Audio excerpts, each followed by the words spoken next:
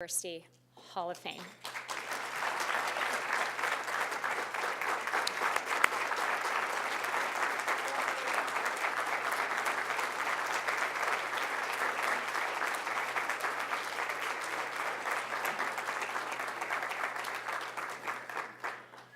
All right, Rhonda Seagraves joined the Pirate coaching staff in 1992 after a highly successful stint at Allegheny College.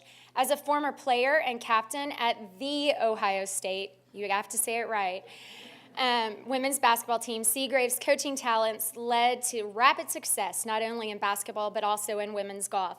To date, Seagraves is the only coach in history of Southwestern University athletics to win 2 SCAC championships in the same year, taking home titles in both women's basketball and women's golf in 1997-98. As the SCAC Coach of the Year in 1998, Seagraves led the Pirates to their only women's basketball SCAC championship and NCAA postseason appearance to date. I'm chasing you, I promise.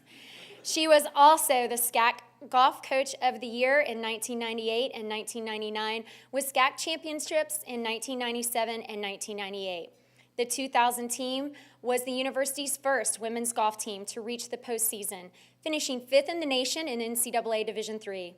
Her phenomenal work ethic and devotion to Southwestern led her to promotion to Assistant Athletic Director and NCAA Senior Women's Administrator, a title she held until leaving Southwestern in 2012 to become the athletic director at Centenary College. As an athletic administrator, Seagraves was highly instrumental in helping shape the Pirate athletic program into the model NCAA Division III program that it is today. Seagraves holds a Bachelor of Science degree from The Ohio State University in 1981 and a Master's of Arts degree from Allegheny College in 1989. Rhonda Seagraves, on behalf of Southwestern University, welcome to the Hall of Fame.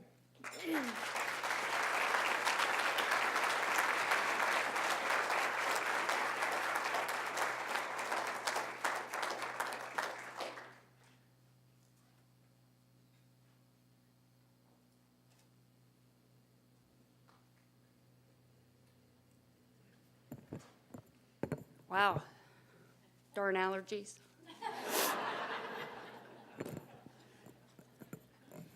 In 1992, when I came here, my daughter was 3, didn't have a handle on the English language, couldn't say her R's, and first names and last names were clumped together. Kelly Peelson, thank you. Thank you. So for over 30 years, I've sat where you've sat, and you're going, make it quick. Go faster. Make it short. My daughter says, just get up there and say thanks. Then we had some players drive a couple of hours to get here, and they're like, it better be more than that.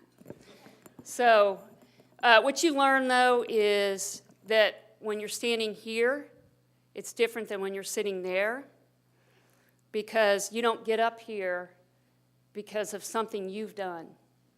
It's because of the people around you. And there's not one individual that'll stand up here today and ever tell you that it was something that they did. So I can't leave here without thanking people. I have to thank Southwestern University, President Berger, thank you. Dr. Munt, I have stories. But thank you so much. In the Hall of Fame, I want to congratulate the Hall of Honor folks. Truly, the stat of 2% is amazing. But I will say this, that I want to also congratulate my classmates. Thanks for all of y'all that are in the Hall of Fame today. And I've got some young members, which are nice. Ken, I'm happy. I'm the next in line, right there. They didn't have to put my year of graduation on there, though, so that was good. I have to thank my family. My husband, we've been married 32 years. We met as young coaches at another institution, and we raised 2 kids while both coaching in the same season. And I can't tell you that there's not been one time he's ever said to me, "What are you doing?" get out of that. Go do something else. He never once said that. And to my children who shared me with my Southwestern family, I can't thank you enough. You were raised here on this campus, so you were raised by these folks here. I want to thank Mark Miller and his wife, Karen. So here's the deal. When I find out I'm going to do this, Denise sends a letter, and she says, give me a list of everyone you want invited. I invite President David Rowe from Centenary to be here because he is an alum of Southwestern. He immediately says, I apologize, I'm going to be out of town. Little did I know he was going to go down the sheet until he found someone at Centenary that could be here. And that's Mark and his wife, Karen, so thank you so much for being here. I will tell you this, that we had a ceremony on our campus a couple weeks ago, and their daughter was at the ceremony, and Mark says, do you know what an award is? And she says, well, yes, it's when you get a big check mark. I have to thank the staff at Southwestern. You know, I came to work every day because I wanted to be here and I wanted to be around the people that are here. And I think Glada and Miguel are the only two that I wasn't part of the staff or the hiring process. And so I want to thank the staff because I still call them and ask for their advice. I see them. But thank you for making me inspired, motivated, and challenged every day to come to work and just be a part of such a great institution. I have to thank two very special people that are my mentors, and that's Dr. Lowry, who's in the back, who's here. Carla, wave. Dr. Glada Munt. 1992, I was sitting in my office in Northwest Pennsylvania in March. It was on a Friday, and the phone rings. Telephone. Some of you don't know what a telephone is. Telephone, big black box, had gray buttons that you punched, had a wire permanently embedded in the wall, and no caller ID. This is 1992. The phone rings, and it's somebody on the other end, and she introduces herself and says, I'm Dr. Carla Lowry, and I need a basketball coach, and I want you to apply for the job. I said, Dr. Lowry, thank you, but I'm not looking for a job. She did not hear that and says, you've been recommended by so-and-so, and it was a person that we mutually knew, and I want you to apply for the job. Dr. Lowry, I'm not looking for a job. Thank you, I'm not looking for a job. Well, we're transitioning from NAIA to NCAA Division III, and we need a basketball coach. Dr. Lowry, I'm not looking for a job. She says, call me Carla, and proceeds to go on. And she says, well, think about it, and I'll touch base with you next week.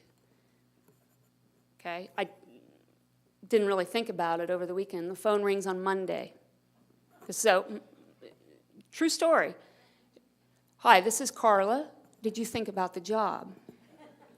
No, Carla, I'm not looking for another job. I'm really happy where I'm at. And she says, well, you know, I've been coaching the team since mid-season, and we really were looking for somebody to come in and be a basketball coach. I'm not looking for a job, you know, I wasn't looking for a job. And she says, well, we were running a triple post offense. So if you've coached basketball, you know, all of a sudden she's going, we don't have any guards. And I know I'm not looking for a job at that point. So I said to her, I had to change the subject. I said, Dr. Lowry, what's the weather like? She says, well, I golfed on Saturday and Sunday, and it was in the low 70s, and it's 75, and I am looking out the window, and we'd had 6 inches of new fallen snow, people walking by in parkas and boots. I said, you know, let me think about applying for the job. And that week I updated my resume and sent it not email, we didn't even have that then, sent it through the mail and didn't hear anything. And it was about 3 weeks later, I'm at a convention, and I'm in Los Angeles.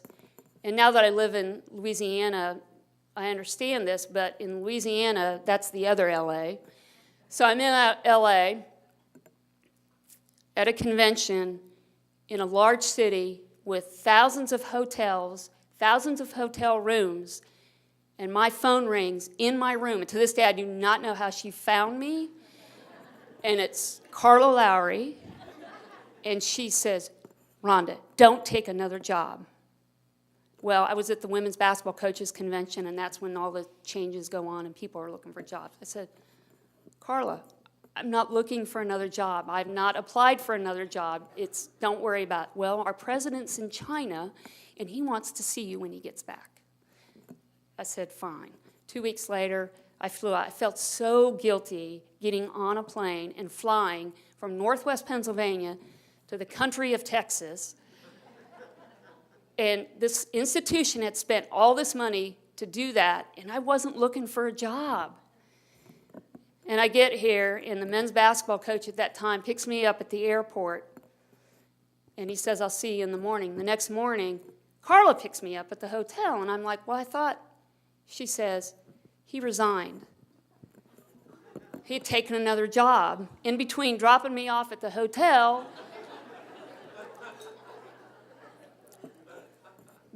she says, you're going to meet with some of the coaches. The first coach I meet with is the late, great Jim Mallon.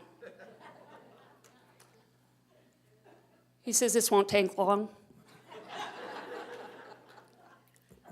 2 questions. Can you win ball games? And do you play golf? I said, yes, yes. He says, okay, go across the hall and see Gleda. Interview took 1 minute and 30 seconds, and 1 minute of it was him moving his dirty boots so I had a place to sit. And he sends me over to see Gleda. And I go into Gleda's office, and I'm going like this, because, in her office, NAIA, Hall of Fame, National Tournament Participation Certificate. And, as a fellow coach, I'm going, oh, this is great. So 30 minutes later, she goes, hey, just do this. When President Schilling offers you the job, you tell him you'll take the job if you get a full-time assistant. Okay. And you'll share it with volleyball.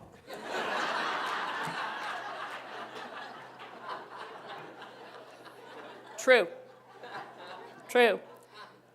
So later that day, I meet with President Schilling. He says, what's it going to do to get you to take this job? And I said, well, I need a full-time assistant. And I'll share it with volleyball. And we did. We shared an assistant for many years while we were colleagues. So I want to thank my 2 mentors. Thank you, caller, for not taking the word no.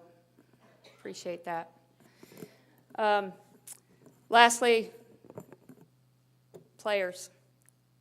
Anybody who's coached knows that there is no other relationship that you can have other than a family relationship, and that's exactly what it was at Southwestern. I had 2 families. I had my Southwestern family, and I had the Seagraves family. And the Southwestern family has a lot more members